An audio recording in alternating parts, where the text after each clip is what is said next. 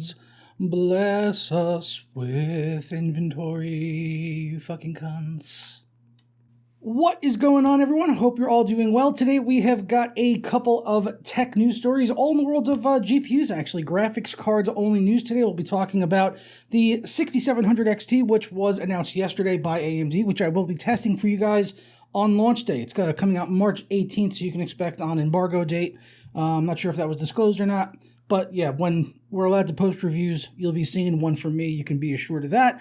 But yeah, card looks pretty good. We'll also be talking about the specs on that, initial performance numbers that were told out by AMD, as well as whether or not we can actually expect to see inventory improve with graphics cards. And we actually have a glimmer of hope in that department. Believe it or not, we actually have some good news in the war for getting more GPUs into the hands of gamers, I guess. So let's get fired into it. Did you just finish building a sweet gaming rig only to have this happen to you? Not to worry, because your CD Key has you covered with Windows 10 Pro licenses for under $18. And if you head over there right now, you could save 20% off with my code JPD20 at checkout. You'll receive your key within seconds, and then just click the start button and type activate to find the Windows activation screen, and all you gotta do then is paste your code in. For more info as well as that coupon code, be sure to check out the links down in the description below. First up, the 6700 XT, again, as I said, announced yesterday, releasing on March the 18th, has an MSRP of $479. So definitely a little bit more than I was expecting. But based on the performance that this card is actually targeting, the price makes sense. It's not like, doesn't seem overpriced. I just wasn't really expecting them to go, head on up against something like the 3070, which is really where this card is competing. I thought they'd be more at the 3060 Ti level.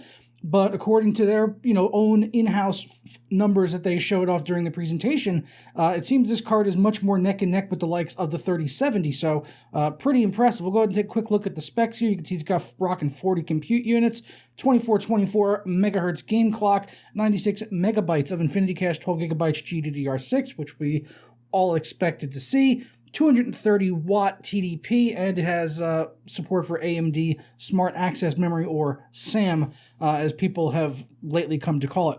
And yeah, there will be a referenced model design, which you guys just saw there. Pretty much the same look that we've seen with the previous cards, with a couple minor tweaks here and there to the overall design, since it is, I guess, seems like a shorter PCB, smaller graphics card. So I guess they scaled down the cooler a little bit for the more affordable. It's not really a budget card, is it? No, it's almost $500, and if you could even find them at that. But yeah, very nice looking card. I've sung nothing but praises about these new reference coolers that AMD has done on the 6000 series, going back into late last year when they started shipping the 6800 and 6900 cards. So they've done a great job with these. I have no doubt they'll be good this time around too on the 6700 XT, which probably even draw less heat and temps than we would have seen on the higher end cards. But in terms of performance, yeah, this thing is actually targeting the RTX 3070 with its performance. I'm looking for the right graph. There we go. 1440p gaming max settings. Looks like they have the 3060 Ti on here as well as the 3070. And it looks like across the board, apart from Watch Dogs Legion, the 6700 XT beats the 3060 Ti. 3060 Ti, or I should say Watch Dogs Legion rather, just really strongly supports NVIDIA cards and runs really well on them. But the fact that AMD is actually that close, even to the 3070, looks like probably only behind by about maybe 10 frames or so with the 6700 XT. So that is looking pretty good up against the 3060 Ti. As I said, just cleans the floor with it across the board, which you should expect, as it's a $100 more graphics card. It's going to be competing with the 3070, and with that, it looks like they're kind of, going back and forth. It's just going to depend on, which engine's being used in the developer and, whose hardware they kind of favor one more or the other.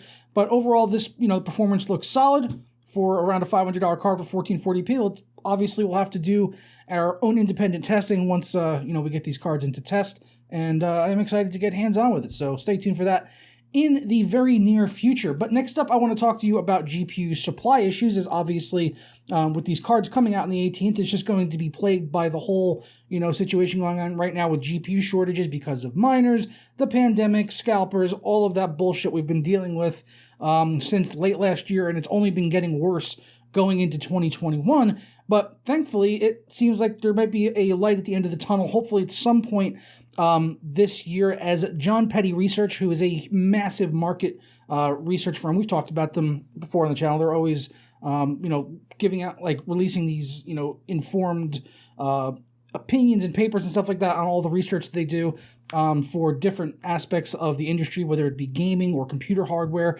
And this is no different, because I'll just go ahead and read you their quote directly from the report. They said, "There has been speculation that there might be a renewal in demand for AIBs due to crypto mining.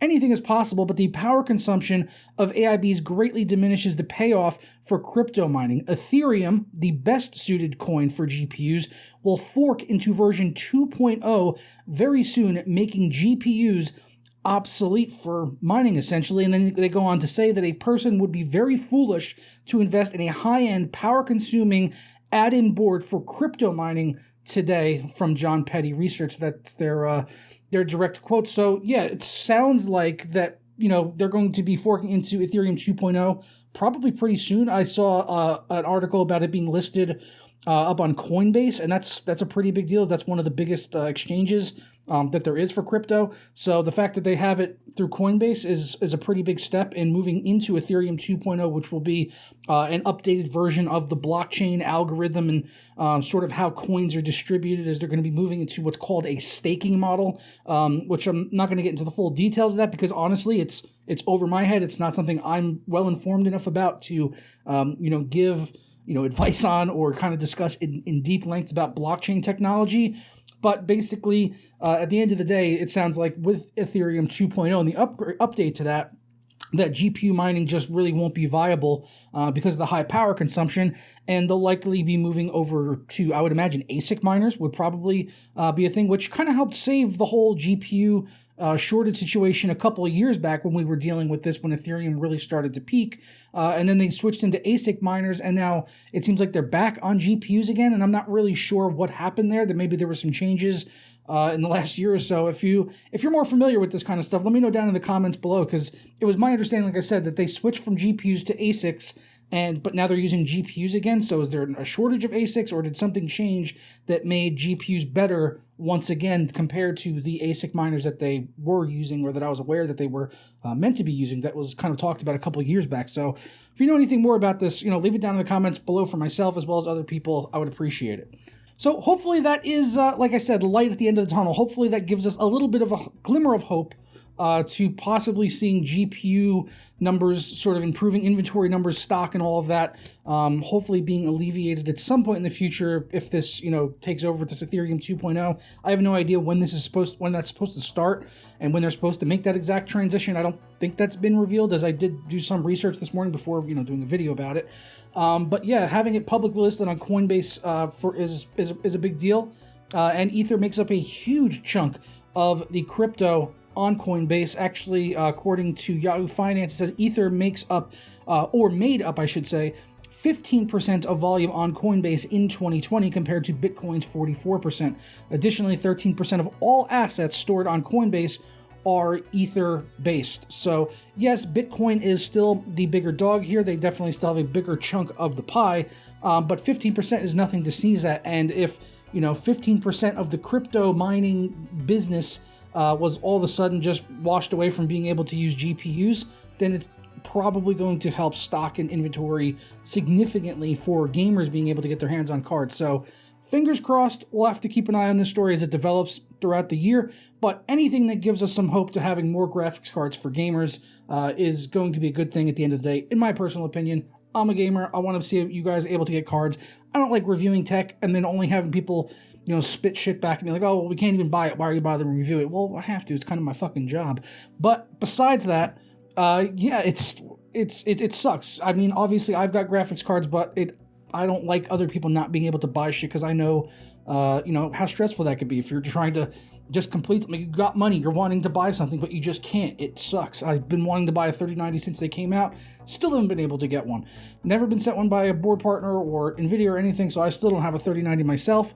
But I would love to be able to get one, but I just can't. And if they were on the show, I actually literally dreamed about finding a 3090 last night. on Newegg or something like that, and I went to go, like, I had to go check out, like, really fast or something, and it only had my fiance's credit card information stored into there, and I was worried if I took the time to get my credit card and all that stuff that it would have been already sold out, so I ended up buying a $1,500 graphics card with her credit card, and then she was mad at me. It was a dream. It didn't actually happen, but that literally happened, like, literally last night. I was dreaming about that right up until I woke up this morning. So yeah, this is obviously always in the back of the mind. It's not like I'm stressing about it all the time, but it's in the back of my mind, and it's fucking annoying. So hopefully we get some more cards in the future, and miners can go fuck off and do whatever else they do with ASICs and all that shit. But that's all I've got for you guys today. I'm going to go ahead and get out of here. Hope you guys enjoyed this video or found it informative in some way. If you did, go ahead, leave a thumbs up on it, subscribe if you're not already, and I will catch you tomorrow for another video.